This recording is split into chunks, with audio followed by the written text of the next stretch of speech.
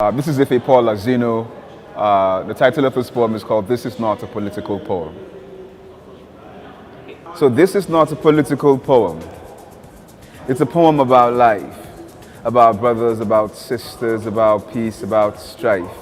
This is not a political poem. I repeat, this is not a political poem. It's a poem that speaks about what we go through as a people.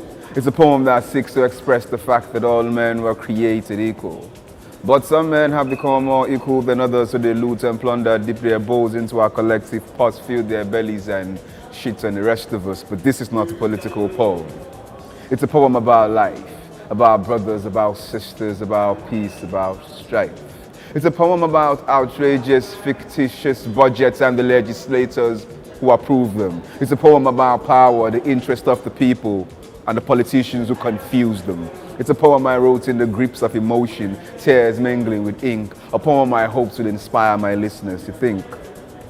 Nay, a poem I prayed would drive my listeners, the masses, to rage and mobilize them to march against men living in rocks, against unhallowed chambers where politicians meet, pretend to make laws, greet, eat and pick their teeth with our collective destinies. But this is not a political poem. It's a revolution. It's the evolution of a people refusing to suffer and smile no more, of people determined to stand down the facade of a government and its sham democracy, of people willing to spill blood if need be.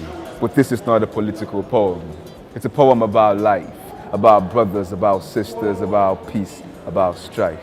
But if peace will cost us truth and justice, then let it be known that I'd rather have strife, I'd rather wage war. These folks in Abuja are not my brothers, nor my sisters, and as for the bonds that bind us together, I trust it no more. So meet me outside after the recital if you're ready to fight. Get my number, give me your call if you're sick or barking and now you're ready to bite.